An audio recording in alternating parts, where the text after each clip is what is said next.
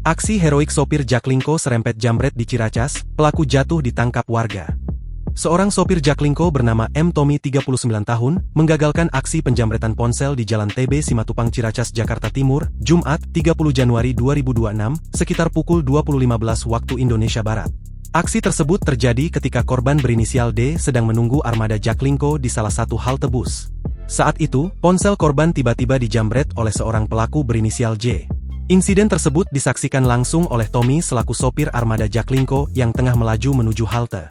Menyadari adanya aksi kejahatan, Tommy kemudian berinisiatif mengejar pelaku yang berusaha kabur.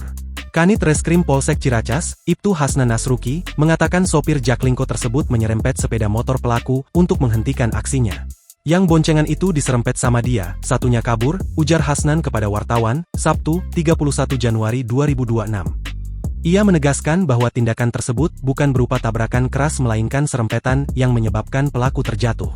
Yang hendak naik motor diserempet itu, bukan ditabrak, terus dia jatuh dan ditangkap sama warga, sambung Hasnan.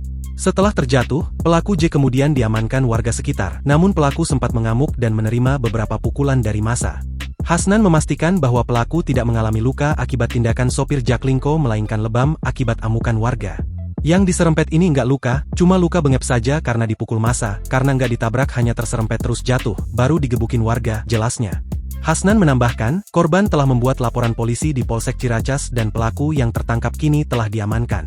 Pelaku diamankan di Polsek dan korban sudah buat laporan, karena itu sebenarnya ada dua pelaku, ucapnya. Saat ini, polisi masih melakukan penyelidikan serta pengejaran terhadap satu pelaku lainnya yang berhasil melarikan diri dari tempat kejadian perkara.